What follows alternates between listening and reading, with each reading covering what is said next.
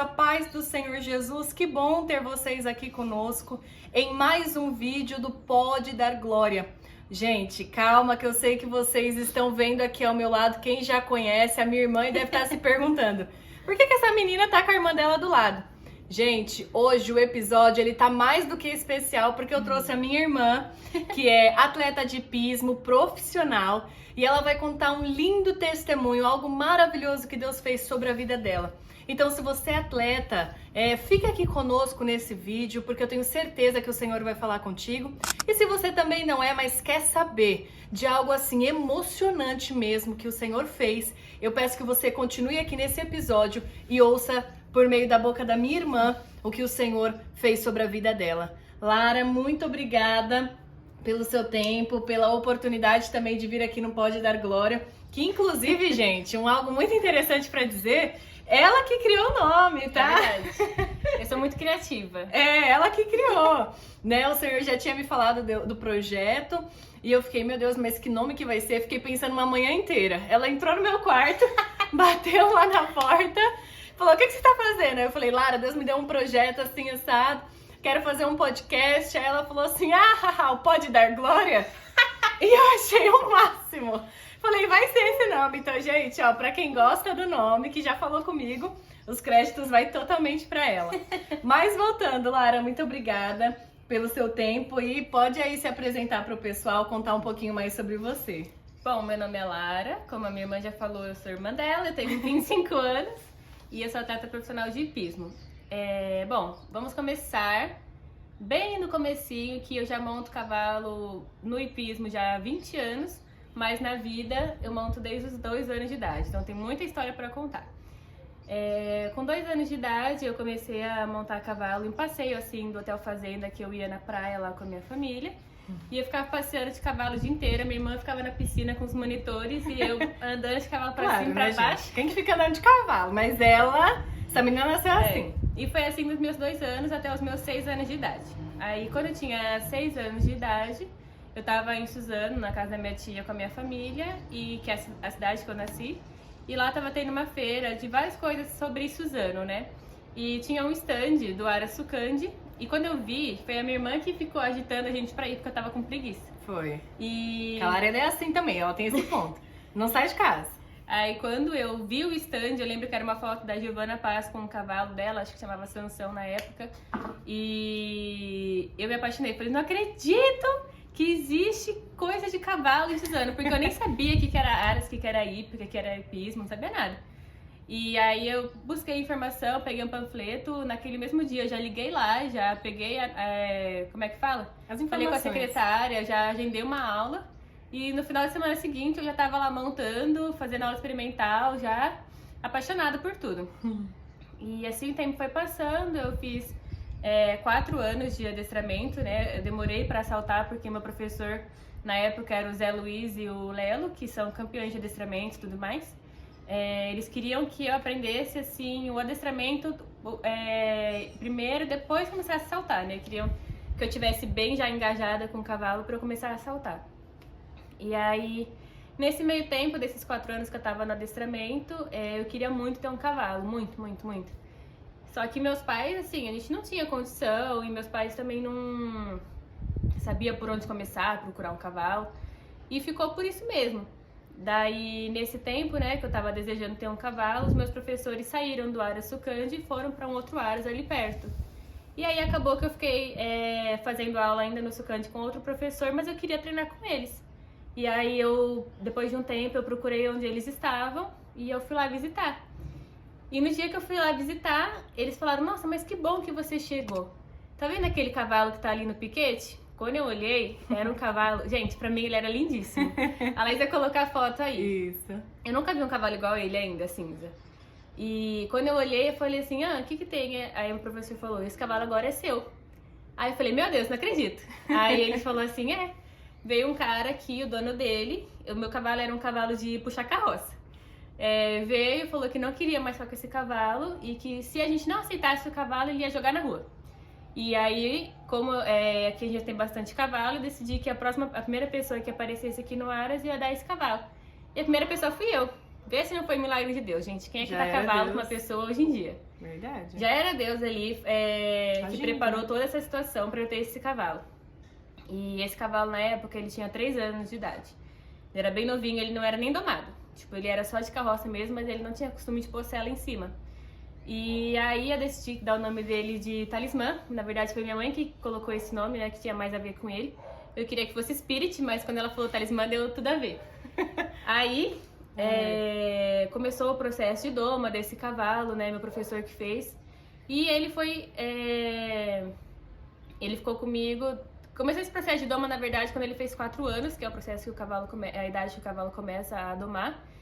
E aí, quando eu comecei a montar ele, nossa, era um cavalo incrível. Eu só montava cavalo terrível na época, né? Porque a gente, quando tá começando a saltar, a gente só monta cavalo que é refugador pra você aprender mesmo a fazer com cavalo ruim. Quando você pega o cavalo bom, já tá no jeito.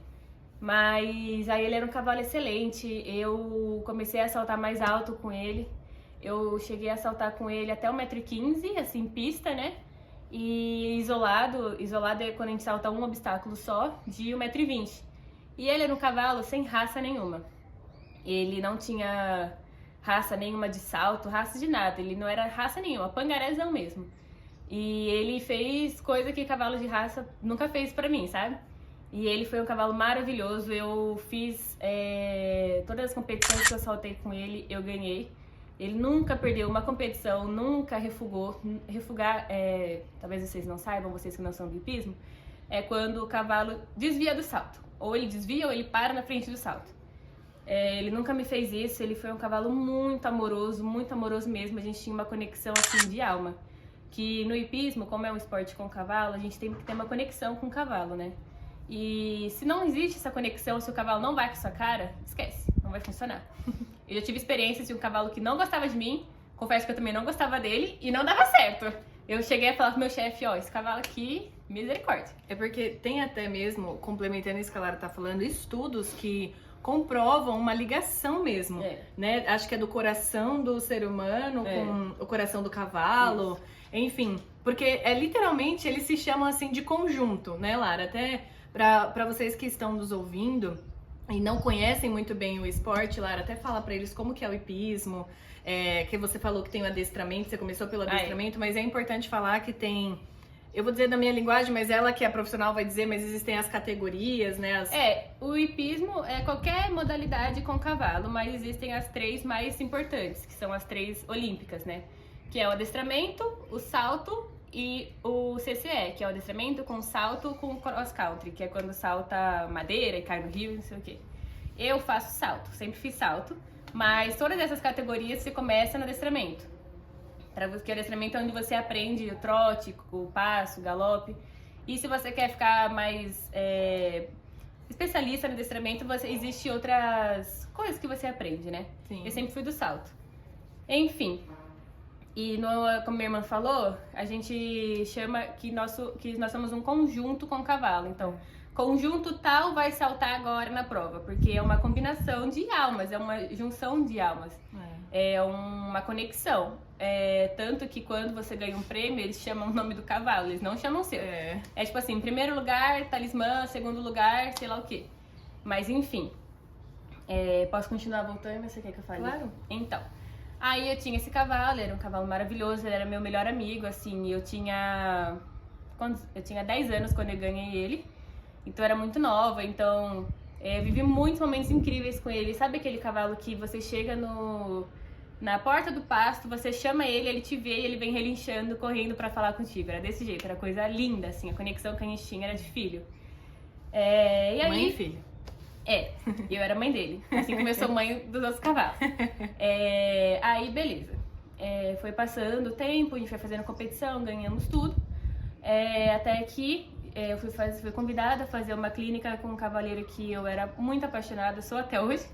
Se você estiver vendo isso, Zé, eu ainda sou apaixonada por você, tá? Esse é um modo de dizer. E de muito renome, né? O Zé Roberto Reinoso, quem conhece sabe, ele é um grande campeão de tudo, cavaleiro olímpico e tudo mais. E eu fui convidada para fazer uma clínica com ele, num Aras ali perto do meu. E eu fui com o meu cavalo, né? Ali na clínica, ele elogiou muito meu cavalo, me elogiou bastante. Só que, infelizmente, no penúltimo dia da clínica, o Talismã ele teve um mal-estar muito grande e não tinha nenhum veterinário lá para atender. E o veterinário dele estava no Rio de Janeiro, ia conseguir chegar, mas muito tempo depois, tanto que ele veio, só que já tinha acontecido. E ali o Talismã passando mal, eu fui lá com a minha família inteira ver como é que ele tava lá o meu professor, o tratador, todo mundo fazendo de tudo, aplicando medicação e tudo mais. Só que infelizmente o Talismã não resistiu. E foi um episódio muito traumático na minha vida, porque eu tinha 13, 14 anos, era muito nova. E toda a minha vida era depositada nele, né? Ele era tudo que eu tinha e tudo que eu sempre quis. E ele faleceu assim na minha frente, né? Eu tive, graças a Deus, eu tive tempo de me despedir, eu dei uma última volta com ele. Que quando o cavalo tava com mal-estar, quando o cavalo tá com cólica, é ideal que ele fique andando e que ele não deite. Então, meu tratador estava andando com ele e eu pedi para eu dar uma voltinha. E nessa voltinha eu consegui me despedir, né? Agradecer a tudo que ele tinha feito por mim. E ele começou a querer deitar, e aí o tratador veio e pegou. E aí eu fui sentar no banco com a minha irmã. E assim, quando eu olhei para trás, ele deitou. E ele tentou levantar, mas aí ele deitou de novo e acabou que não levantou mais, né? Deus decidiu que o papel dele tinha sido cumprido, né? E de fato tinha. Porque nas categorias que eu ia querer chegar, o Talismã já não ia mais conseguir. E já ia estar forçando ele, né? Que cada cavalo ele tem a sua altura, ele tem o seu limite, a gente não pode forçar. Apesar dele ser um cavalo com um coração muito grande, ele fazia tudo por mim. Tanto que, como eu falei, ele era um cavalo sem raça e ele chegava a fazer pistas de 1,15 m comigo. E eu sempre falo, né? Um cavalo de coração grande vale muito mais do que um cavalo raçador, de sangue.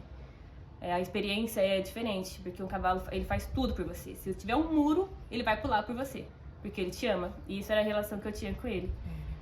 E acabou que, infelizmente, ele veio falecer, né? Na minha frente ali foi algo traumático. Eu lembro de deitar no pescoço dele e me despedir mais uma vez. Ali estavam minhas amigas de infância, tava a Thaís, tava a Letícia, né? E elas me deram muita força. A Letícia já tinha perdido o cavalo, então ela me falou palavras assim que eu nunca vou esquecer, um apoio que eu nunca vou esquecer. A Thaís também. Minha família estava lá, mas eu senti como se eu estivesse caindo em um abismo infinito, sabe? É uma sensação de você perder seu chão. E eu era muito nova, então eu não entendia o porquê. Até hoje eu confesso que também não entendo o porquê. Tipo, eu entendo que foi preciso para que coisas maiores acontecessem na minha vida, mas eu ainda acho que podia ter acontecido mesmo assim com ele. Mas tudo bem. Ainda vou perguntar pra Deus quando chegar no céu. Tipo, mas por quê? Mas beleza. Aí acabou acontecendo que o Talismã faleceu. Eu fiquei 7 anos com ele. Foram 7 anos incríveis. Que eu fui extremamente feliz. Não tem nem como falar. E antes dele partir, ele me deu o troféu, 2 troféus que são as coisas que eu mais prezo na minha vida. Que foram 2 troféus de classificações anuais, né? Que no hipismo a gente tem um ranking. Então, cada competição você vai acumulando pontos e no final do ano tem uma premiação geral, do 1º ao 10º lugar. E o Talismã foi o único cavalo que conseguiu se classificar em 2 categorias diferentes. A gente ficou em 3º ou 5º, 3º e 5º, não sei. Não lembro também. E quando eu fui nessa premiação, ele já tinha morrido, acho que fazia uma semana só. Então eu tava muito emocionada ainda, eu chorava, qualquer coisa que eu via de cavalo eu chorava.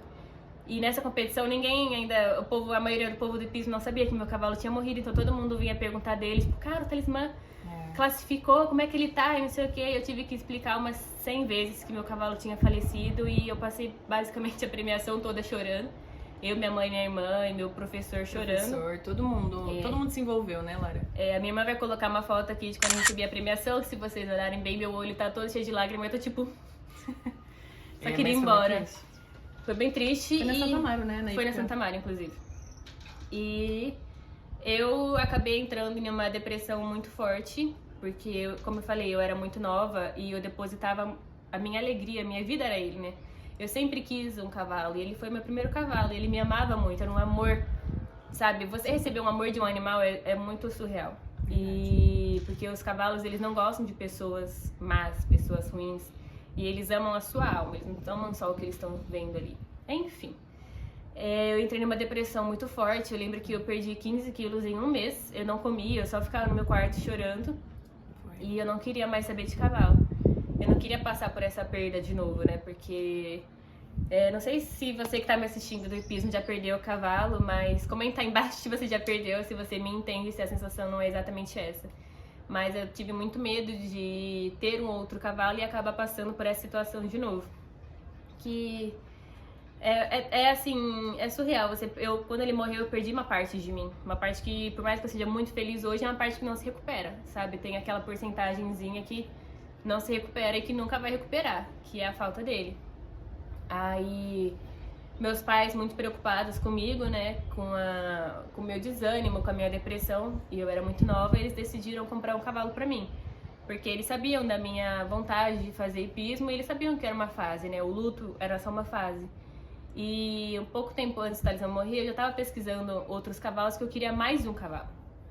E eu tinha algumas listas, né, de cavalos que eu queria, e eram lá do Aras Itapuã. O Aras Itapuã foi um Aras extremamente famoso aqui no Brasil, pioneiros na criação do cavalo brasileiro de hipismo. E hoje não existe mais, depois da morte do Dr. Enio, eles decidiram optar por criar gado, eu acho. Enfim, naquela época era muito forte. E eu entrei em contato com eles. Entrei em contato com eles, né? Eu perguntei de alguns cavalos, eu fiz uma lista com eles e agendei uma visita. Aí foi eu, minha mãe, você não foi, né? Não. Eu, minha mãe e meu professor lá ver uns cavalos. Eu tinha um específico que eu queria e beleza. Aí eu fui lá, experimentei, não gostei de cavalo nenhum, tanto que o cavalo que eu gostei ele me derrubou. Assim, eu nem sei como é que foi, assim que eu pisei o pé no estribo e passei a perna nele, ele já tava caída. Mas eu adorei ele, falei, nossa, ele tem uma personalidade. Naquela época eu ainda gostava de cavalo maluco. Hoje em dia... Aí eu gostei dele, tava meio que fechada com ele, né? Aí o gerente de lá falou assim, olha, Lara, eu tenho uma égua aqui, mas só pra mostrar pra vocês que eu tenho um cavalo bom aqui, vou descer ela lá pra você, mas só pra você olhar, tá? Não tá à venda não, que ela já tá vendida. Inclusive, semana que vem, ela vai pra Santa Catarina. E eu falei, beleza, traga. Aí o tratador desceu com ela, era uma égua tordilha, né? Tordilha branca, na época ela era ainda um pouco cinza. Não chegava a ser tão cinza quanto o Talismã, mas ela era bem escura. E quando o tratador apareceu com ela era a cara do meu cavalo. Tipo, o mesmo olhar. Eu falei, ai, tira essa égua daqui. Tira que eu não quero ver, não. E ali eu já comecei a chorar, porque ela me lembrou muito dele. Só que meu professor gostou, era uma égua muito bonita. Ela tem 1,76 de altura, né? Que é a altura do chão até as costas do cavalo, é assim que a gente mede. E ela era gorda, forte, assim. E meu professor gostou muito dela e pediu pra montar.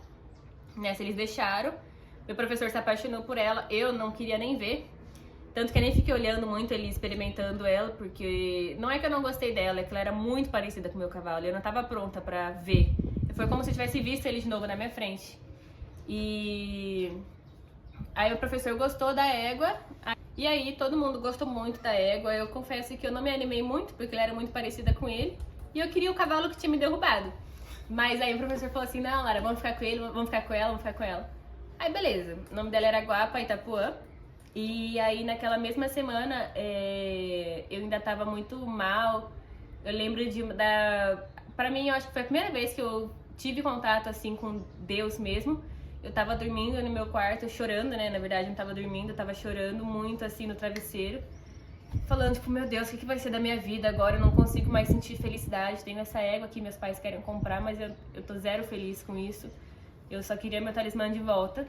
E aí eu lembro que eu senti uma mão fazendo assim no meu rosto, assim e assim. Mas essa mão era uma mão com tanto carinho, com tanto amor, que quando essa mão tocou no meu rosto, eu não me senti mais triste. Glória a Jesus. Eu só senti saudade do meu cavalo, mas eu não me sentia mais deprimida. E aí era um dia da semana, mas aí no dia seguinte o pastor da minha igreja falou com a minha mãe, falou assim, olha, eu tive uma revelação. Deus me mostrava lá no quarto, chorando, tentando dormir, e o próprio Deus desceu no quarto dela e passou a mão nela. Eu até me emociono de lembrar.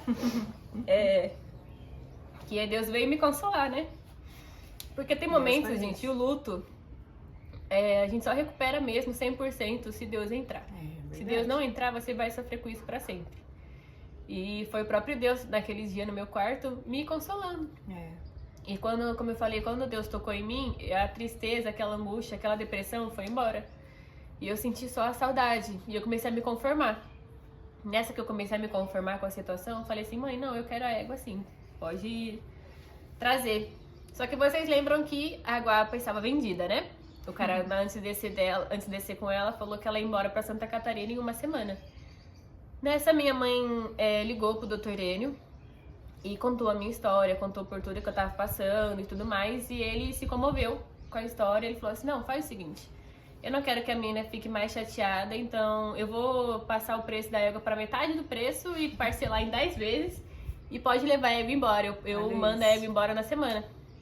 E aí minha mãe contou pra mim, nossa, eu fiquei muito alegre, muito feliz. Foi um grande milagre que Deus fez, porque vender a égua pela metade do preço, a égua já estava vendida. Vender pela metade do preço, ainda parcelado, no hipismo, que ninguém parcela nem uma bala que você compra. Foi um grande milagre. O doutor ele tinha um coração muito bom. Ele sempre me mandava mensagem perguntando da guapa, querendo vídeos. Ele sempre ficava muito feliz com a nossa evolução, ele sempre acompanhou. Aí a guapinha veio lá pro Aras, né? Eu lembro do dia dela chegando no caminhão, eu fiquei no Aras até umas 10 horas da noite, lembra? Dela chegando. Totalmente comum, tá? Fiquei muito feliz. Eu comecei a voltar a gostar de cavalo, voltar a gostar de hipismo. Ainda não era como antes, mas eu estava no caminho, né? Só que a guapa era uma égua terrível. Indomável, brava, agressiva. Só que ela tinha uma personalidade forte. Tinha uma personalidade muito forte, muito parecida com a minha na época. E ela dava coice em mim, ela me mordia. Eu lembro de um episódio que eu tava escovando ela, assim, e ela virou e tacou a mordida no meu braço, que ficou verde por semanas. E ela... Ela que mandou você me comprar. Acho que ela não queria ser vendida. Acho que ela queria continuar ir pra Santa Catarina. E eu não conseguia montar ela, tanto por ela ser muito diferente do meu talismã. Era a primeira vez que eu tava com um cavalo de raça. Era um cavalo touro, muito... né? Que não era nem um cavalo, vocês vão ver aí. Mostra imagens. O talismã era um cavalo de 1,60 de ser nele e a guapa era de 1,76, forte, gorda. O talismã, se tinha 500 quilos. A guapa chegou quase a 700. Então, era muito diferente, né? Era um outro tipo de montada que eu ainda não sabia. E ela exigia muito de mim. A guapa sempre foi uma égua que exigia a minha perfeição. Se eu não tivesse perfeita, ela refugava. E se ela não refugasse, ela me derrubava. Tanto que eu tenho cicatriz aqui no meu braço, que ela me derrubou uma vez. E eu furei meu braço no obstáculo, mas assim, só coisas normais. Tudo normal na vida de um atleta, né? Acontece. E era muito diferente o talismã, porque o talismã, qualquer situação que eu colocasse ele saltava, ele fazia. Sabe, ele me ensinava muito. A guapa, ela falava, se você não sabe, não sou eu que vou te ensinar. Sabe? Então, é verdade. Foi bem difícil a adaptação com ela. Ela derrubava até meu professor. Até que chegou em um ponto que eu tava caindo tanto que eu falei, Deus, que égua do diabo é essa que o senhor trouxe? Porque eu não consigo fazer nada com ela. Não, mas foi um momento muito... Né, Lara? Você até pensou assim... Eu cheguei no meu professor e falei, olha só, a gente vai devolver essa égua e eu vou buscar o cavalo lá, que eu gostei mais dele. Aí, acho que a guapa ouviu, porque naquela mesma semana ela começou a amansar. E aí eu chamei os pastores da minha igreja pra orar nela. Eu lembro da cena, que égua descarada, porque ela era muito terrível. Aí o pastor colocou a mão na cabeça dela, ela fechou os olhos pra receber uma oração. E a partir daquele dia, Deus entrou, tirou todo o espírito de loucura da égua, de malvadeza, e eu consegui montar a égua. Dali, meu Deus, gente, a gata.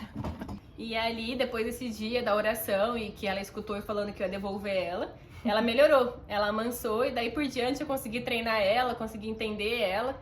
E a gente saltou, começou a trabalhar direito, eu comecei a aprender tudo com ela, porque... Cada cavalo te ensina uma coisa, né? O talismã me ensinou a montar e ela me ensinou a ter confiança, confiar em mim, a saltar alto. Com ela eu saltava 1,30 m, já cheguei a saltar com ela 1,40 m, já saltei até 1,50 m com ela. E assim, uma égua muito boa, muito boa. Depois que a gente se entendeu, ela se tornou uma égua muito fácil de montar, sabe? No hipismo a gente fala que a gente montava o cavalo com a ponta dos dedos, né? Porque é um cavalo muito fácil. E ela fazia, nossa, coisas assim do arco da velha, era perfeita, perfeita, perfeita. Ô Lara, conta, a gente passou por um episódio e eu quero que ela conte aqui pra vocês também sobre toda essa questão, porque às vezes o cavalo tá muito agitado, claro que existe a personalidade dele. Mas em alguns momentos é interessante a gente entender que a gente tá aqui nesse mundo físico, onde a gente toca, mas o mundo espiritual, irmãos, ele é real, ele existe. né? Ah, mas eu não acredito. Ele vai continuar existindo, você acreditando ou não? E aconteceu um episódio que a gente fala até assim, é sobrenatural. É só quem vive isso mesmo, né? Nesse período que a Guapa tava agitada demais, não tava encaixando. A Lara chegou até em alguns momentos dar uma desanimada, né, Lara? Porque imagina, você tentando e não dava certo, eu tava se recuperando de um luto, porque muitos podem ouvir e falar assim, nossa, mas era um animal, mas, irmãos, o animal aqui pra gente, né, é uma criação do Senhor, né, veio pelas mãos do Senhor e pra gente é parte da família. Então, assim, comoveu a família. Então, eu tava nesse momento de recuperação, né, do luto, e a Lara, assim, tentando se encaixar com a Guapa, né, com a égua, e ela nervosa, e a gente não sabia o que aconteceu. E nesse dia da oração, que a Lara falou que a Guapa abaixou a cabeça, aconteceu algo sobrenatural que eu quero que ela conte pra vocês. Tinha esquecido. Teve esse período, né, que ela falou, nessa parte que eu tava ainda contando, que a Guapa tava terrível, né? E ela começou em um obstáculo específico da pista, ela não passava de jeito nenhum. Foi uma gata, gente, a nossa gata tá brincando aqui. Ela decidiu que é bom brincar bem no tripé. Então, dá uma tremedeira e a filhotinha. Então, tinha um obstáculo específico que a Guapa não passava. Não adianta. Não adiantava nada que eu fizesse. Nem meu professor pedia pra desmontar e montava. A Guapa não passava. E ela já chegou a quase a me derrubar nesse obstáculo, porque ela parava, ela sentava na frente do obstáculo. E eu falei, gente, mas que diabo é isso? E calhou que, lembra que eu falei que eu tinha chamado os pastores pra orar na égua? E o pastor foi orar nela e também orou no Aras. Quando ele tava com as mãozinhas orando, ele foi orar na pista. E quando ele tava na pista, Deus passou pra ele que tinha um demônio que tinham enviado. Ele viu. Foi um demônio que tinha uma visão aberta. Que tinham enviado lá na pista, porque é assim, gente, quando você tá se dando bem na vida, as pessoas lançam inveja. E a inveja é pior do que macumba. E na minha vida teve muito disso. Muito inveja. Sempre fui muito perseguida espiritualmente, né? No mundo sobrenatural. E tinha um demônio que tinha lançado lá pra eu não conseguir progredir. E tava dando certo, porque eu não tava progredindo e ainda queria devolver a égua. E o pastor viu um demônio parado do lado do paraflanco do salto que tava assustando a Guapa. E ele descreveu o demônio. Que usava uma capa, era um homem alto, usava uma capa, né? E a Guapa, ela não saltava porque animais, de novo. Ah, mas eu não acredito, irmãos. É muito diferente de eu não acredito para existe, né? Você acreditando ou não, vai existir mesmo assim. E a Guapa, né, o cavalo, os animais, eles têm essa visão. Então ela via aquele, né, ser sobrenatural, por isso que ela não passava. Eu tava contando essa história, lembrei de outra também. Depois que orou na Guapa, muito tempo depois, sido liberto. Acho que uns 5 anos depois, ela voltou a se tornar uma égua muito má. Ela voltou a me morder, voltou a ficar louca na cocheira e ela não me derrubava, eu conseguia montar ela tranquila, ela era mansa, ela saltava muito bem. Só que no off, né, eu com ela na cocheira e tudo mais, ela começou a me morder, começou a ficar louca.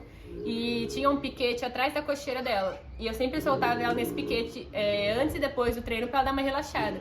Como ela era uma égua muito grande, eu sempre quis que ela se esticasse bem, tanto antes do treino quanto depois, né? Se movimentasse.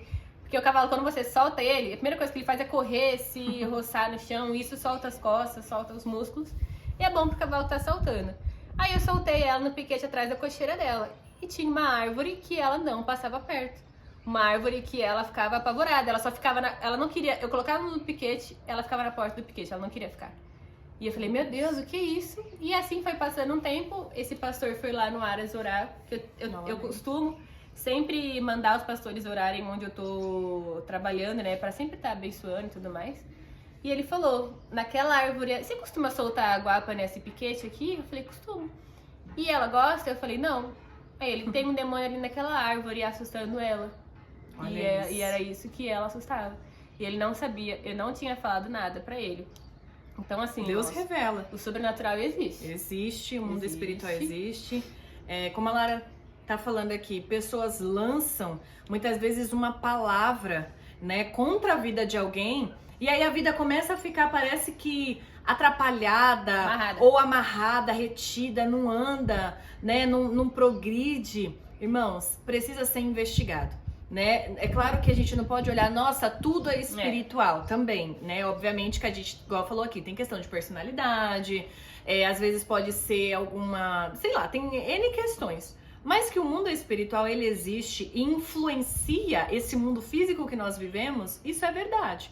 Então, se você tá nos ouvindo, assistindo, e você se encontra, claro, mas eu não tô falando da questão só de atleta, mas se você se encontra em situações que você olha, parece que tá amarrado, sabe? Você sente como se você quisesse evoluir e não tá dando, irmãos, é interessante investigar. É interessante entender o que tá acontecendo, porque pode sim ser um trabalho espiritual por trás, né?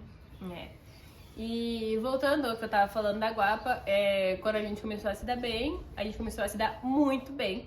Formou um conjunto absurdo e a gente começou a ir pra competição. A Guapa, ela se classificou em todas as competições que ela já saltou na vida dela. Verdade. Claro que ela não pegava primeiro lugar sempre, porque como eu estreiei com ela já em competições de 1,10 m, lá no interior, onde eu montava, eu saltava uma categoria, 1,10 m já era uma categoria de profissionais. Então era muito difícil. Eu acho que não era nem amadora, eu acho que a minha categoria era Jovens Cavaleiros, sei lá o que. E então era como se eu fosse sub-16 pra jogar contra o time titular de futebol, pra vocês entenderem. E ela conseguia se classificar em todas as competições. Nem sempre a gente pegava uma classificação em primeiro lugar, tudo mais, porque os caras eram profissionais. Os caras eram muito bons. Muito bons. Então a gente ficava sempre no segundo, terceiro, mas toda a competição a égua tava classificando.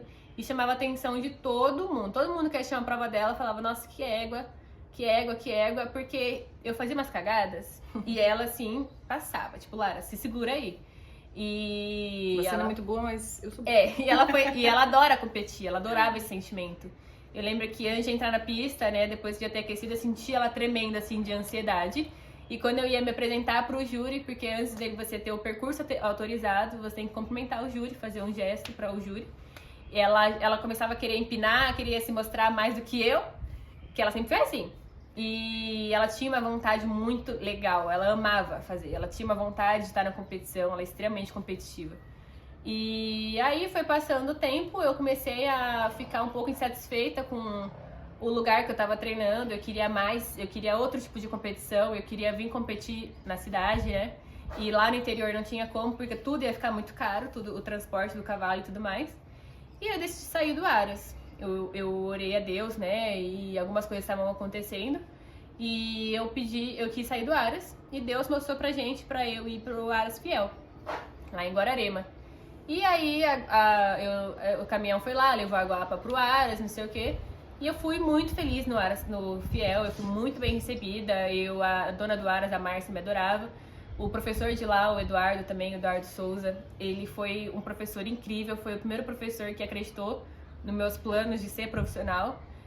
A Márcia também, ela investiu muito em mim, tanto em roupa, porque assim, gente, eu nunca tive muitas condições, né? É um ponto importante falar. Aqui no hipismo é um esporte muito elitizado, então todo mundo é rico. Eu sou uma exceção. Eu sempre consegui tudo na garra, né? Nunca no dinheiro. Muita oração. Muita oração e garra. E eu não tinha, até hoje, não tenho muita roupa, muito equipamento, assim, de alta qualidade, né? E naquela época eu já tava com, acho que as mesmas blusas, mesmos culotes, acho que uns 10 anos. E quando eu cheguei no Aras, a Márcia me deu uma mala de roupa, ela me vestiu, né? Me deu uma mala de roupas ótimas, que eu uso até hoje, inclusive. E ela me ajudou desde roupa até em competição. E aí eu cheguei lá com a Guapa, beleza. Foi treinando, fui me adaptando no Aras, até que a Guapa teve uma lesão. De repente, ela, depois de um treino, o veterinário foi lá olhar todos os cavalos e a Guapa tava muito manca. Ele falou, de 0 a 10, ela tá mancando 9. E eu me desesperei. Eu falei, meu Deus, o que tá acontecendo com a Guapa? Eu nunca tive isso, ela nunca teve isso, nunca aconteceu nada disso. E agora ela tá manca, não sei o que. Aí foi investigando, exame atrás de exame. A égua tava com artrose no boleto direito. O boleto é essa parte aqui da mão do cavalo. E aí é uma lesão irreversível, não tenho o que fazer, e o que tinha pra fazer eu fiz.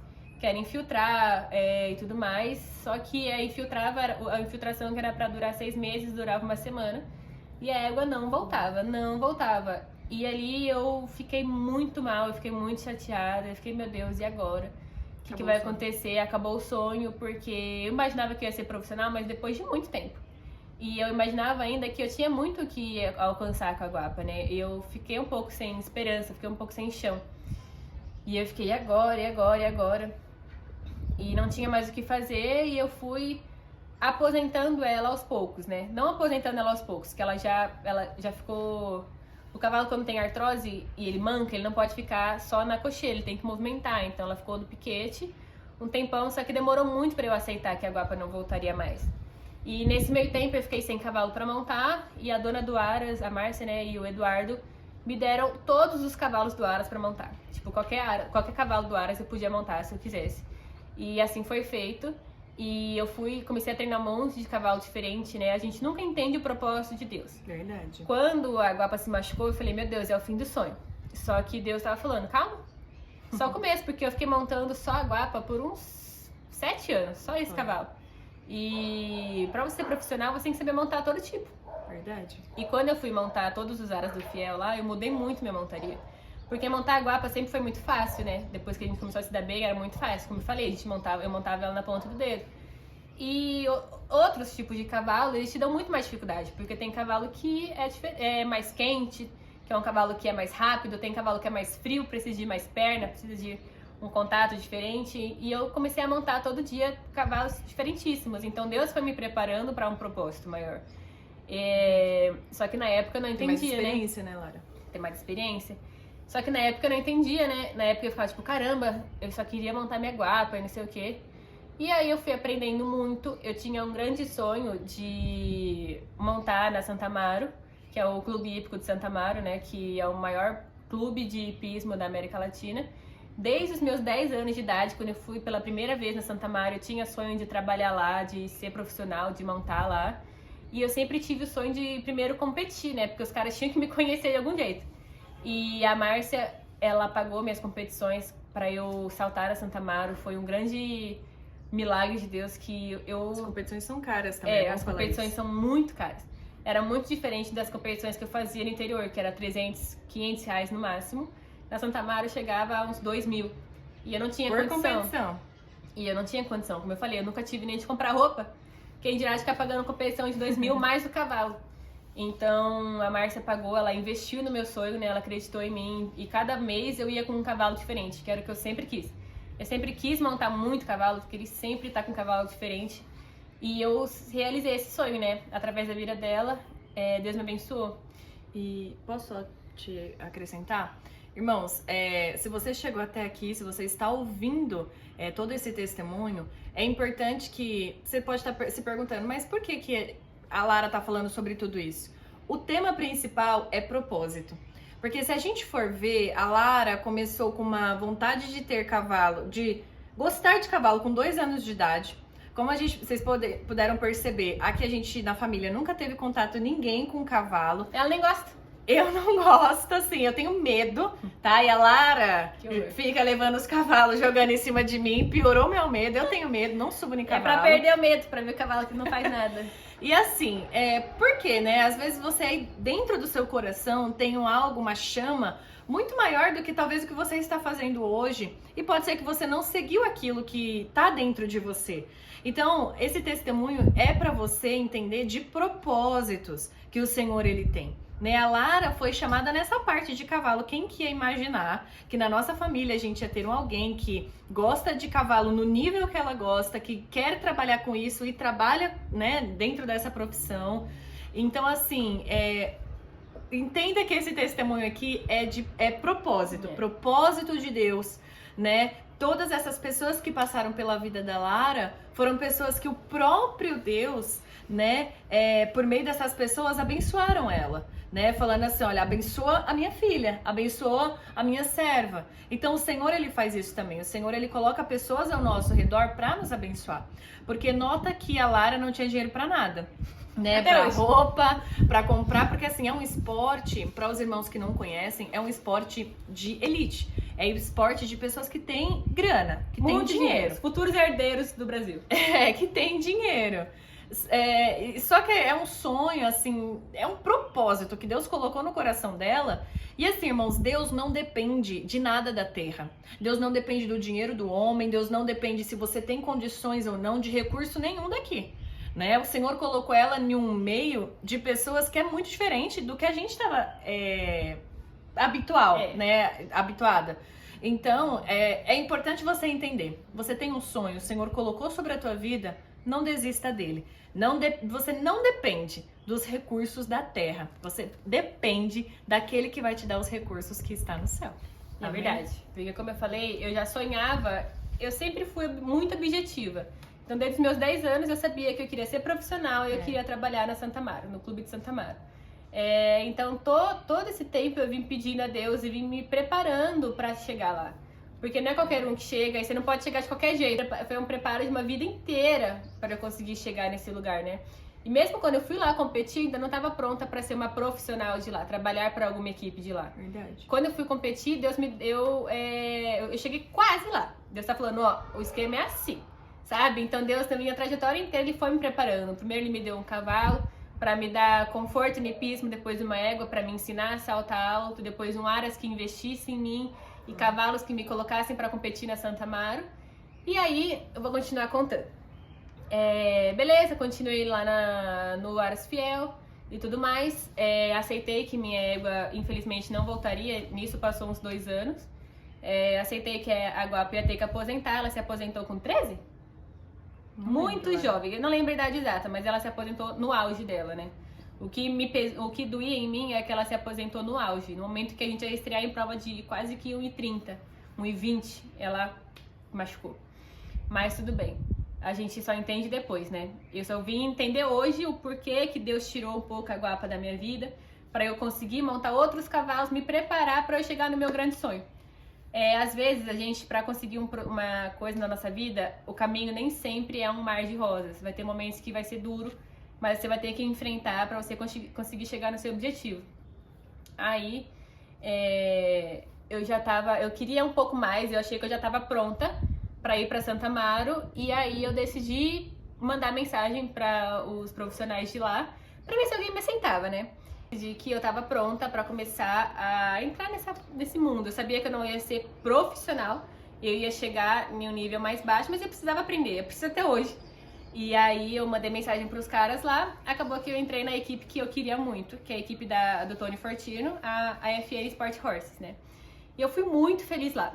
Foi tudo que eu sonhei a minha vida inteira foi realizado quando eu tava nessa equipe, né? Eu fiz amizades incríveis, eu aprendi muito, eu evoluí muito. Fiz grandes amizades lá, a Laurinha, a Dani, todo mundo, que são minhas amigas até hoje. Foram dias incríveis que eu passei lá. Acabou que a gente, quando tá vivendo a vida, às vezes a vida que a gente sempre quis, às vezes a gente olha um pouco pro lado, olha um pouco pra trás, né? Quem é da igreja entende o que eu tô querendo dizer. Então eu tava caminhando com Deus, eu tinha me batizado, tava tudo indo muito bem. Até que eu comecei a viver a vida que eu sempre quis. Às vezes quando a gente não tá passando por uma luta, por aquela coisa terrível, a gente esquece um pouco de colocar Deus em primeiro lugar e as vontades de Deus em primeiro lugar, né? É muito fácil a gente adorar a Deus quando a gente tá na prova, porque a gente precisa que Deus abra as portas. Mas quando a gente tá vivendo já na bonança, né, no bem bom, a gente fala tipo, eu obedeço, mas nessa parte aqui eu vou fazer um pouquinho do meu jeito, né? E lá na frente eu me resolvo. E eu comecei a voltar a ser um pouco a pessoa que eu era antes de me batizar. Então eu ainda tava falando palavrão, eu ainda tava no meio de piadinhas em assuntos sexuais e Deus não gosta de nada disso. Eu ainda frequentava lugares... Ai, um bichinho. Ainda frequentava lugares onde Deus não queria que eu estivesse. E aí o principal é que eu comecei a idolatrar o meu emprego mais do que qualquer coisa na vida. Eu amava meu emprego mais do que tudo, mais do que eu, mais do que minha família, mais do que Deus. E a gente sabe, né, que nada pode ser maior do que Deus na nossa vida. Hoje, Deus é tudo pra mim. Só que na época, eu acabei pecando nessa parte. Acontece. E eu tava um dia no culto, tinha acabado de louvar um hino com a minha irmã, que falava sobre... Como era? Eu permiti o vento para te ensinar. Beleza. Sentei no banco, o missionário pegou o microfone, falou assim: Lara, esse hino que você louvou foi pra você. Que Deus manda te dizer que você vai passar por um vento, Deus vai fazer um reboliço muito grande na sua vida, você não vai entender nada, mas no final é pro nome de Deus ser exaltado. Você vai passar por... Deus vai fazer uma grande obra na sua vida. Aí eu me alegrei, falei: nossa, uma grande obra, que maravilha, Deus me ama muito. Vai fazer uma bênção gigante. Aí ele falou: só que tem uma coisa, Deus vai te tirar do seu emprego. Porque Deus quer uma intimidade com você. E com esse emprego no meio, você não vai chegar no ponto que Deus quer. Mas lá na frente você vai entender. Gente, quando o missionário falou isso, que eu ia perder meu emprego, eu chorei por acho que uns 3 dias seguidos. E eu fiquei muito mal, muito chateada, porque eu não queria perder meu emprego. Eu queria estar lá desde os meus 10 anos de idade, né? Eu achei que eu vivi muito pouco do que eu tava lá, do que eu queria. E eu fiquei muito mal, falei: Deus, mas por quê? Não tem outro jeito, eu mudo, perdão, eu mudo, não vai ser mais assim. Só que Deus falou: não, cansei de dar chance, você aí de bobeira, achando que vive do jeito que quer, agora vai ser do meu jeito. Isso é muito importante falar, irmãos, porque quando a gente coloca algo acima de Deus, Deus tira. Né? Porque a palavra fala que a gente deve adorar somente ao Senhor e que Ele não divide a glória dele com ninguém. O que isso significa? Que você deve amar ao Senhor, que você deve ter os seus olhos e o Senhor como a sua prioridade. Quando você começa a colocar qualquer coisa acima do Senhor, ou até mesmo equiparado ao Senhor, o Senhor fala: ai, por quê? Por que você fez Tava isso? tudo tão bem, por que você não vai fazer isso? Né? E o Senhor, Ele tira, irmãos, relacionamento, namoro. Quando você coloca o seu namorado, sua namorada acima de Deus, Deus permite que termine. Um filho, Deus muitas vezes entra, tem mães que não entendem, mas Deus muitas vezes entra para que a mãe entenda que o filho não é maior do que Deus. E que o amor que ela tem por filho não pode ser maior do que o amor que tem pelo Senhor. Isso é muito sério. No caso da Lara, era idolatria pelo trabalho, né? Não existia nada maior do que o trabalho dela. Nunca vi gostar de trabalho. Mas eu gostava. E era isso mesmo que a Alex falou. E quando Deus me falou isso, eu fiquei muito mal. Nossa, mas também não demorou muito tempo. Eu lembro que depois que Deus falou isso, eu ia pra Ípica, tipo, vai ser agora, ele ia me demitir agora. Mas aí foi passando um tempo e eu comecei a ficar doida. Eu já nem dormia mais. Falava: não, ele vai me demitir hoje. Não precisa falar essa parte. Tá bom. Aí aconteceu, fui demitida. Aí aconteceu. Você tem que esperar, senão vai estar eu falando. Então para! Aí até que chegou o grande dia e eu fui dispensada da equipe. Nossa, eu fiquei sem chão. Eu fiquei muito, muito, muito chateada porque era um sonho, né? Mas eu sabia que isso ia acontecer, eu tava esperando, né? Fiquei muito, muito chateada, voltei pra minha casa e tudo mais. E falei: beleza, como Deus falou que ia acontecer um vento na minha vida e depois ia ter um reboliço muito grande, Deus ia me exaltar, ia ser pra glória de Deus, certamente eu vou arrumar um emprego muito bom e todo mundo vai falar: nossa, aquela mina era espetacular. Só que não foi assim. Eu arrumei um emprego muito bom com um cavaleiro que tava no auge, ele tava ganhando as provas mais importantes de São Paulo. E quando ele me chamou, eu nem acreditei. Falei: eu? Você quer que eu trabalhe pra você? Tipo, você tá doido? Aí, beleza, me chamou, fiz o teste, passei, ele gostou de mim e fui trabalhar. Meu primeiro dia de emprego. Tinha montado um cavalo muito bom, tava muito felizinha já. Fui montar o segundo cavalo. Quando eu me deparei que eu ia montar essa égua, eu já conhecia ela da Santa Amaro. Ela era uma égua agressiva, ela já tinha derrubado outras pessoas de formas trágicas. E eu falei: não acredito que eu vou montar essa égua aqui. Eu falei: tá bom, vou montar. Passei a perna na égua, tava indo com ela pra pista. Lá no Aras que eu ia trabalhar tinham 4 pistas. A que meu chefe tava, uma aqui, outra aqui e uma lá na ponta. Nessa da ponta que eu queria chegar. E minha mãe tava bem aqui, assistindo o povo montando. Eu fui indo com a égua, de boas. Vou montar, nada vai acontecer. Até que eu cheguei quase que na frente de uma outra pista, que tava tendo uma aula. E era um chão de pedras e concreto, grave esse detalhe. Um chão bem duro. E minha mãe tava ali na frente. Só que quando eu passei ali na frente, acho que Deus falou pra minha mãe: vai no banheiro que a próxima cena vai ser forte. Você não pode ver isso. E minha mãe foi no banheiro. Nessa, a égua empacou. Aí eu toquei ela, né? Dei uma chamadinha na perna. Na hora que eu toquei, a égua empinou e se tacou pra trás. Ela literalmente fez assim com as mãozinhas e fez... E caiu em cima de mim. Desmaiar. Ela Desmaiar. ela decidiu. Aí, nessa que ela virou, que eu vi a égua empinando e caindo em cima de mim, eu fui muito rápido e muito devagar ao mesmo tempo. Eu vi o pescoço dela e a cabeça dela nessa distância de mim. Nessa. Vocês estão vendo aí. De mim. E eu falei, vou morrer. Porque na hora que ela bateu o crânio na minha cara, vai estourar a minha cabeça. Na hora eu só fechei meus olhos. Quando eu fechei meus olhos, eu vi uma mão clara, como mais forte que o sol. Acho que uns 100 da claridade do sol, vindo bem na frente da cabeça da égua. Nessa que essa mão, a mão veio desse jeito, aberta.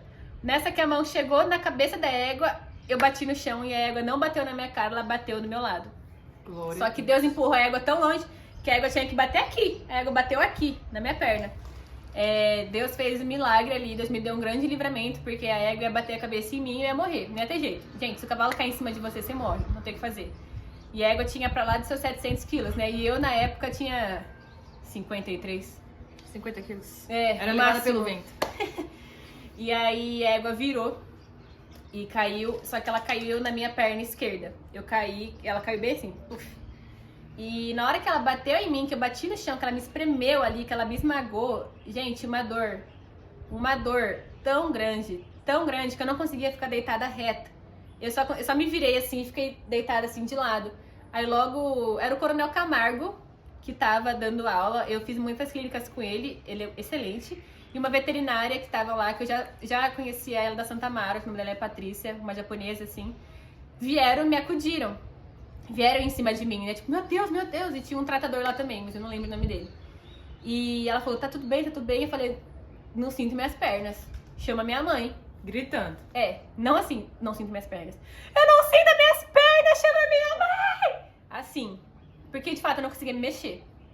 E aí, nessa minha mãe apareceu. Minha mãe, eu lembro de olhar pra ela tava passada. Ela veio perto de mim assim, sabe? Porque é uma cena forte. Mas não parou porque por você aí. imagina, a pessoa tá de boa, tá no seu primeiro dia de trabalho, tava indo, de repente no momento que esmagada a no minha chão. mãe deixou pra ir ao banheiro e voltou, a menina já tava no chão. E minha mãe conta que foi uma cena que a Lara só tava assim, com o braço assim, chamando a minha mãe ficou até assim, sabe quando você tá aqui, só que o seu corpo tá, sua alma foi embora. Eu não conseguia me mexer daqui pra baixo. Eu só conseguia mexer meu braço. Então, de algum modo, eu consegui me virar e eu vi minha mãe. Nessa que minha mãe, eu fiz assim, tipo, mãe. E essa cena que minha mãe ficou traumatizada, que ela comentou, né? Enfim, nessa que a égua me derrubou, ela se levantou e ela ficou louca. Ela começou a sapatear que ela ia vir me pisotear. Nessa, o Coronel Camargo me pegou de um lado, a doutora Patrícia do outro e me puxaram, me arrastaram no chão pra me afastar da égua. Senão ia ser pior. Eu ia ser pisoteada. Só que eu senti uma dor tão grande quando eles me arrastaram no chão que eu falei, cara, eu acho que minhas pernas foram pro céu. Porque é uma dor surreal. Aí, beleza, chegou a ambulância, os bombeiros me levaram para o hospital, fui pro hospital. Muita dor, uma dor assim angustiante, que meu corpo, meu lado esquerdo inteiro tremia. Só o lado esquerdo, nunca vi isso. Meu lado esquerdo inteiro tremia. E minha mão começou a abrir muito, eu sentia como se meu dedo fosse sair da minha mão. Nunca vi isso. Minha boca também começou a formigar e repuxar, eu achei que eu ia ter um ataque cardíaco, comecei a ficar desesperada. E aí me atenderam no hospital e tudo mais, fiz um raio-x e aí o médico chegou em mim e falou assim, olha, você quebrou o seu quadril em 2 lugares e você deslocou o seu quadril também. Eu vou te encaminhar pra tal lugar que você vai fazer uma... Como chama? Cirurgia. Não, o exame. Tomografia? Tomografia e dependendo do resultado você vai fazer uma cirurgia. Aí eu falei, mas nem que me pague que eu vou fazer uma cirurgia. Aí eu comecei a orar muito, minha mãe, eu pedi pra ele chamar minha mãe. Tava chorando muito, né, porque eu não queria fazer cirurgia, que eu pensei, meu Deus, se eu fizer uma cirurgia no quadril, eu não vou mais montar cavalo. Aí imagina, né? ele chamou minha mãe e eu falei, mãe. E aí a gente começou a orar e pedir pra Deus. Eu falei, Deus, pelo amor de Deus, eu não posso fazer uma cirurgia, porque senão eu não monto mais cavalo e não sei o quê. E confiando que Deus ia fazer milagre, que eu não ia precisar fazer cirurgia, né? Daí eu fui pro hospital, fiz o exame, voltei. E ele falou assim, realmente não vai precisar fazer uma cirurgia. Aí eu falei, glória a Deus. Aí ele, mas é 90 dias sem pôr o pé no chão, tá? Aí eu falei, mas nem que me pague, Deus vai fazer milagre deles. Aí, beleza, fui embora pra minha casa. A recuperação foi bem difícil porque eu não me mexia, eu não sentia minhas pernas, eu só ficava deitada. E pra eu me sentar, eu precisava de alguém. Então, tipo, eu fiquei numa situação que eu não tinha mais... Era dependente. Eu era dependente de tudo. E na época, eu tava independente, tava morando sozinha, pagando minhas contas, fazendo tudo que eu queria sozinha, sem precisar dos meus pais. E o ego e a arrogância tava lá em cima, né? E a gente que é da igreja, a gente não pode ter esses sentimentos, né? Ninguém pode. Ninguém pode, mas a gente que é da igreja é pior. E aí... eu me encontrei numa situação que eu dependia de todo mundo pra tudo, nem pra me sentar, nem pra virar de um lado, eu conseguia fazer sozinha, né? E ali foram umas semanas bem difíceis, né? Minha família me dando banho, né, Laís? A Laís, inclusive, lavava meu cabelo. E... levava ela de um canto a outro, a coluna foi embora. A Laís, minha casa tem 2 andares, meu quarto fica no andar de cima. A Laís que me levou pela escada, no colo, até o meu quarto. De madrugada. Quando elas chegaram, e era umas 3 e pouco da manhã, elas chegaram e tinha que alguém levar a Lara lá pra cima, porque ela não ia dormir no sofá. E a escolhida fui eu, a mais fortinha da casa. E aí eu fui, colocando os braços pra jogo. Mas assim, hoje a gente dá risada de tudo que foi. Mas na época foi muito sofrido, porque você só imagina, né? A Lara tava bem, tudo certo. No primeiro dia de trabalho aconteceu essa situação, né? Que um cavalo caiu por cima dela, quase que ela morre, né? E não morreu, mas teve a questão de provavelmente vai fazer uma cirurgia, não precisou, mas também não vai pisar o pé no chão por 90 dias. A situação foi tipo, e a gente vai fazer o que com essa menina, né? Aqui a gente, como que a gente vai cuidar dela? Foi uma situação, irmãos, assim, muito difícil, né? Mas algo que a Lara disse aqui que é importante frisar. O ego dela estava lá em cima. Muitas vezes o Senhor permite situações para nos ensinar. Ah, mas eu sou orgulhosa mesmo. O Senhor vai te ensinar. Ah, mas eu respondo mesmo. O Senhor, Ele vai te ensinar. E Deus tem a forma dele de agir, né? Eu costumo dizer, o Senhor, Ele não vem com o castigo, né? Não um castigo, é um ensinamento que precisa. Coisas dentro de nós precisam ser quebradas. Para que a gente precisa, né? A palavra fala em Jeremias 18 que nós somos o vaso na mão do oleiro. O oleiro é o Senhor. Então, se Ele quiser, Ele olha para nós como vaso e diz, não gostei, não tá do jeito que eu quero. O Senhor, Ele quebra o vaso, a palavra diz, só que é na mão dele. E Ele pega o barro e amassa e faz de novo, para ficar do jeitinho que o Senhor, Ele quer. Então, muitas vezes o Senhor se utiliza de situações, irmãos, né? Às vezes você fala, ai, isso que tá me acontecendo é o diabo. Será? Às vezes é o próprio Senhor que tá te moldando para que você seja um servo de verdade, para que haja no seu coração humildade. A Lara não era uma pessoa humilde. Ela pode dizer aqui, não era. verdade. Existia uma arrogância nela. O Senhor não quer a gente assim. Então muitas vezes o Senhor nos quebra, né? O Senhor nos quebra como um vaso na mão dele para nos fazer novamente, né, Lara? Pode continuar falando. E aí, fiquei só no meu quarto, né? Tudo que eu precisava fazer era só minha família que fazia pra mim. Eu ficava o dia inteiro, mãe, ô Laís, ô mãe. Comida, tudo. Tudo. E ali eu tive muito tempo pra pensar na vida, né? Esse foi o momento da intimidade que Deus falou. Esse foi o momento que Deus queria. Deus parou? Deus me parou na terra pra esse momento, pra eu me importar só com Ele. Porque não foi que Deus me tirou tudo. Mas é que eu não tinha mais nada. Eu nem andava e nem sentava, nem comia, não fazia nada sozinha. Então, a única coisa que eu tinha pra fazer era olhar pra minha janela, olhar pro céu e falar com Deus. E era o que Deus queria, né? E um dia eu tava no meu quarto e falei, olha, vamos pensar, por que estou nessa situação? Deus falou que Ele queria intimidade comigo, né? Então, mas o que é intimidade com Deus, cara? Eu já leio a Bíblia todos os dias, já li a Bíblia completa, já escuto pregação todo dia antes de ir trabalhar, eu já canto na igreja, já sou batizada, oro todo dia. O que mais que Deus quer? Eu não sabia o que era intimidade com Deus. Não sabia que intimidade com Deus não era ler a Bíblia todo dia, nem orar todo dia. Claro que é. Mas tratar Deus como o seu melhor amigo, como tudo pra você. Seu pai. Seu pai. Então, eu fui pesquisar na internet, coloquei no YouTube, intimidade com Deus. E apareceu uma pregação de uma pastora que eu gosto muito, que é a Camila Barros. E ela tava falando sobre isso. E ela falou exatamente o que eu falei. Ela falou, você já ora, você já já canta na igreja, você já prega, já lê a Bíblia, já fala de Deus para quem te perguntar. Mas você já parou pra pensar que Deus não é o seu Senhor, você é Senhor de você mesmo? Aí eu falei, meu Deus, será que é isso? Ela, não, porque você ora, mas você ora pra você, para os seus bens, para os seus ganhos. Você não ora pra Deus te melhorar, te tirar de você as características que não agradam Ele.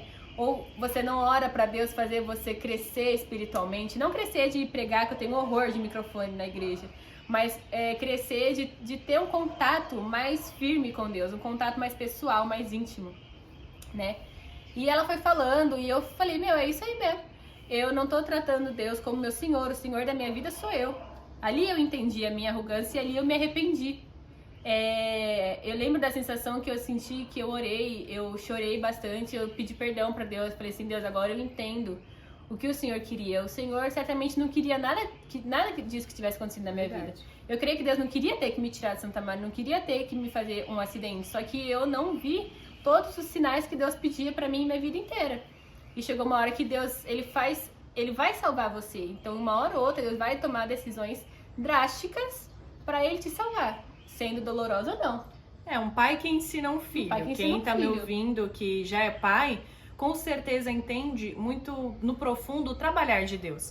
O Senhor, Ele não perde ninguém. Isso é importante dizer. Isso eu queria dizer. O Senhor, Ele não perde.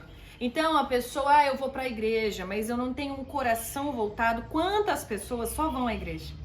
Quantas pessoas só sentam num banco de uma igreja e ouvem uma pregação? Pratica algumas coisas, mas não tem a intimidade com o Pai. Não tem aquele momento com o Senhor. O que Deus queria, que era a intimidade. Como quem diz assim, eu não quero você superficial. Não quero você com água somente pelos joelhos, mas eu quero você no profundo, sabe? Mergulhar nessas águas maravilhosas, glória a Jesus, na fonte de vida que é o Senhor. Então, o Senhor, Ele tem a forma de trabalhar. O Senhor, Ele quebra ego.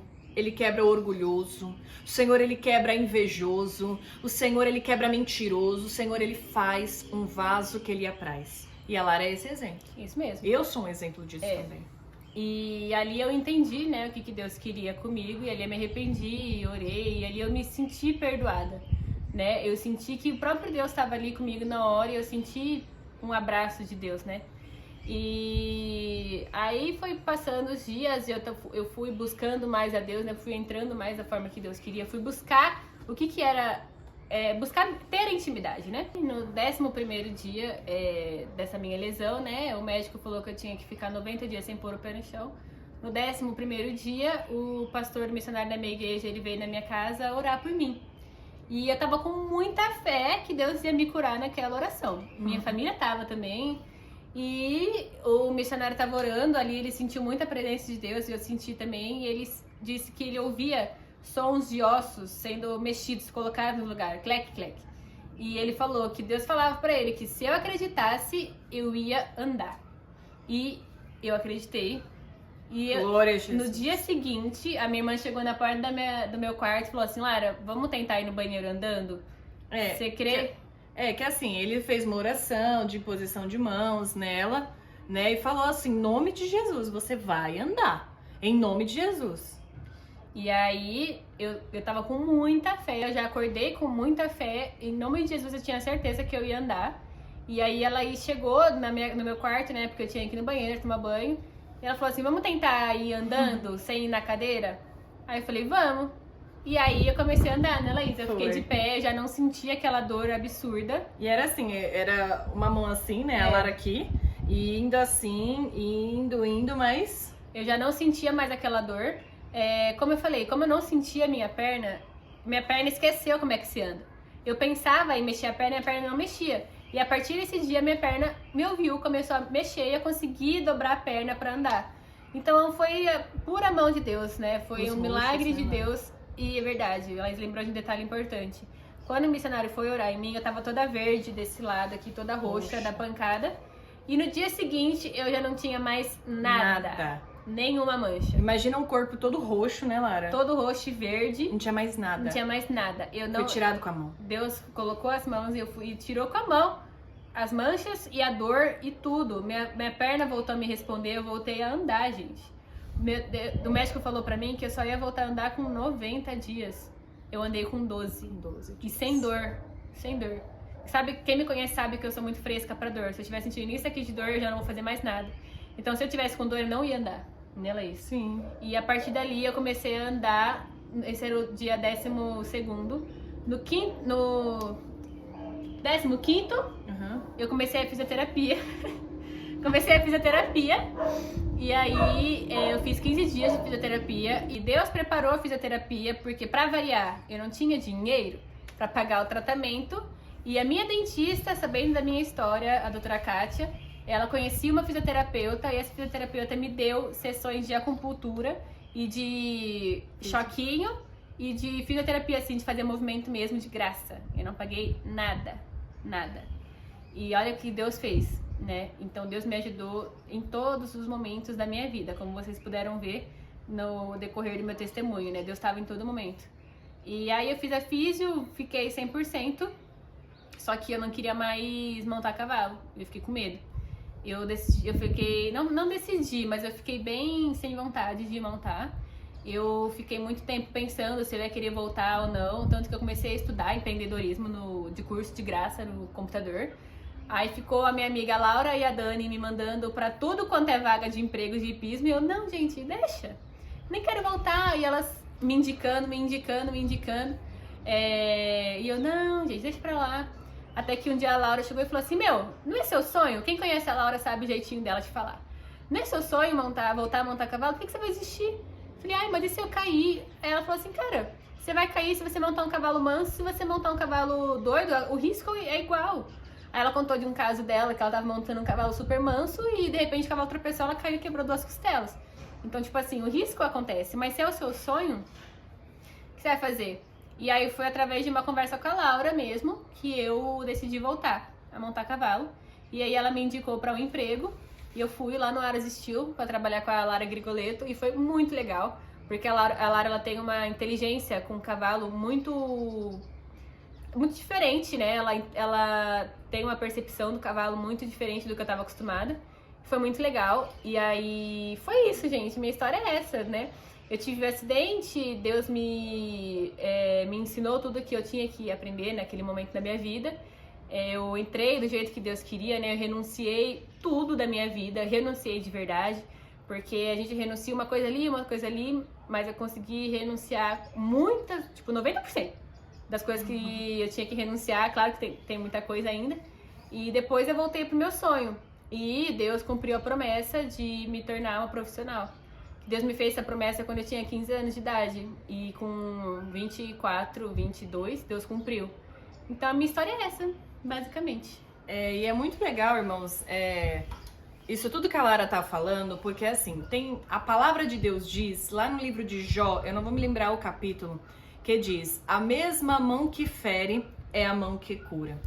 E esse versículo, eu acho que descreve muito tudo isso que a Lara passou. Como assim? A palavra diz que o Senhor, muitas vezes, ele se utiliza de situações para nos ensinar, né? A mão que fere, para nós, é uma situação que a gente fala, meu Deus, fui ferida, fui tocada nesta parte, né? O Senhor precisou tirar o emprego da Lara, o Senhor precisou criar uma situação para que ela parasse e entendesse que o que o Senhor queria era muito mais profundo. Porque às vezes, irmãos, a gente fica muito concentrado achando que é aqui, ó, isso aqui que a gente está vivendo é o eterno. E não. O nosso eterno é lá na glória, é na Nova Jerusalém, é assim que a palavra nos promete. Então, às vezes a gente fica deslumbrado com as coisas do mundo. Eu quero estas coisas e não é errado a gente querer bens materiais, a gente querer coisas boas. Isso não é errado, pelo contrário, a própria palavra diz que o Senhor nos abençoa para ter. Mas o foco da Lara já não era mais esse. O foco dela era nas coisas terrenas, coisas que afastariam ela a longo prazo do Senhor. Então o Senhor corta agora. Então agora eu vou te parar e eu vou te ensinar. Glória a Jesus por isso. Por isso que a palavra diz que a mesma mão que fere é a que cura. Porque observa, o Senhor se utilizou de uma situação, parou a Lara. Não vai fazer cirurgia. Também não vai ficar 90 dias sem andar. Você só vai parar para você refletir. Foi preciso uma situação. E foi só o tempo suficiente. Foi o tempo suficiente. Com 12 dias, a Lara já estava andando. Os roxos que tinham no corpo dela desapareceram. Irmãos, quem que faz isso? Como que a medicina explica isso? Né? Não é algo explicado, por isso que foi dito, não dependa dos recursos da terra, dependa do Senhor, que é Ele quem traz. Então, a Lara, simplesmente os roxos sumiram, conseguiu voltar a andar. Um ponto que ela não disse, mas é muito interessante, ela ficou um tempo sem montar cavalo por conta desse trauma, por conta dessa situação que ela ficou com aquilo na mente, algo que vem de nós, seres humanos. Uma amiga dela, Giovana, né? Convidou ela pra ir no Aras e foi esse momento que ela fez ela voltar, né, Lara? É verdade. A minha amiga Giovana, ela é minha amiga desde quando eu comecei limpismo, nem lembro de quando que a gente começou mesmo. E ela me chamou do nada. Ela falou assim: Lara, você não quer vir aqui no Aras montar o land? Não, faz tanto tempo que você não monta cavalo, monta ele aqui rapidinho. E eu fui, foi um dia muito legal. Claro que quando eu subi no land eu fiquei, meu Deus, quero descer. Mas assim, foi ali que eu percebi que eu falei, cara, por que eu vou parar de fazer o que eu amo? Deus me chamou pra isso. Exato. Deus me chamou pra trazer a palavra dele pro povo do hipismo. Né? Deus tem o seu chamado na vida de cada um. E o meu é esse, o meu dom é o hipismo. Então eu vou parar por causa de um medo. Claro que eu não quero cair, mas se acontecer, eu sei que Deus vai me livrar. Então, o resumo da minha vida sempre foi aquele louvor, né? O meu passado é de milagres, o meu presente é de milagres, e o meu futuro Deus proverá, um milagre novo para se contar. E assim vai. Então eu creio que até aqui a minha história resumidamente foi essa, mas Deus já está trabalhando em projetos que vocês não vão nem acreditar. E eu creio que daqui um tempinho eu vou vir aqui contar mais milagres pra vocês. Com certeza, com certeza, com certeza. O Senhor, Ele faz isso, irmãos. Né? Então, assim, Deus, Ele nos coloca no caminho. Se a gente, muitas vezes, ai, Senhor, mas eu quero... Né? Quero olhar outra coisa, o Senhor vem e mostra, o caminho é esse, eu te quero aqui, a minha vontade é essa. E o Senhor se utiliza de situações para nos ensinar, é isso. E a mesma mão que fere foi a mão que curou também. Foi a mão que trouxe a restituição. Foi a mão que, observa, a Lara precisou fazer a fisioterapia, mas não precisou pagar nada. Né? O Senhor abençoou para que ela não pagasse. Não pagou a fisioterapia, não pagou a acupuntura, também não precisou, irmãos. Por quê? Porque isso não veio para que a Lara tivesse uma sequela, não andasse mais. Não foi para isso. O Senhor simplesmente utilizou de uma situação para que ela reconhecesse quem é o Senhor. Então, às vezes você pode estar ouvindo isso falando, Senhor, será que então eu estou passando por isso? Será que Deus permitiu isso para que eu tivesse mais intimidade e entendesse que tudo isso aqui, irmãos, é tudo passageiro. O que a gente tem mesmo é na glória. Aqui se a gente junta tesouro na terra, vai adiantar do quê? A gente tem que ter tesouro lá. Glória a Jesus por isso. Então foi necessário para que ela entenda. O Senhor me chamou nisso. O Senhor me chamou para essa obra no hipismo. Mas maior do que a minha obra no hipismo é o que eu tenho com Deus. Sabe? Não é o reconhecimento de troféu, de medalha, seja lá o que for, irmãos. O nosso tesouro, o nosso troféu está lá no céu. Em nome de Jesus. Então, se você ouviu esse testemunho, irmãos, comenta aqui embaixo. Se você é atleta, tá ouvindo e já passou por uma situação parecida, comenta também. Ou se você não é atleta, mas o Senhor tem trabalhado na sua vida. Muitas vezes o Senhor tem te parado, literalmente, para que você tenha intimidade, profundidade com o Senhor. Eu creio que esse testemunho tem falado com você. Algo que eu quero dizer é, não pare, não desista, não deixe para lá. O Senhor, Ele quer algo a mais, quer mais profundidade com você. Amém? E só para finalizar, eu queria agradecer a todas as pessoas que passaram na minha vida no hipismo, né, desde o começo. Todo mundo assim que sempre acreditou e todo mundo que apoiou em mim, eu agradeço muito vocês, tá bom? Gente, é isso. Muito obrigada por vocês terem acompanhado até aqui esse episódio. Que o Senhor tenha falado com você poderosamente. E deixa aqui embaixo, irmãos, o que você achou, né? Eu creio que a Lara vai voltar aqui mais vezes para contar mais testemunhos, porque tem muito mais coisa. A gente reduz por conta do espaço de tempo que nós temos, mas vamos trazer a Lara aqui para contar muito mais coisas maravilhosas que o Senhor fez sobre a vida dela. Amém? Lara, muito obrigada. A gente não vai se distanciar porque ela mora aqui em casa. Então a gente vai sair daqui, vai cada um pro seu quarto. Mas muito obrigada pelo seu tempo. Foi muito legal. E é isso, irmãos. A gente se vê no próximo episódio. Tchau!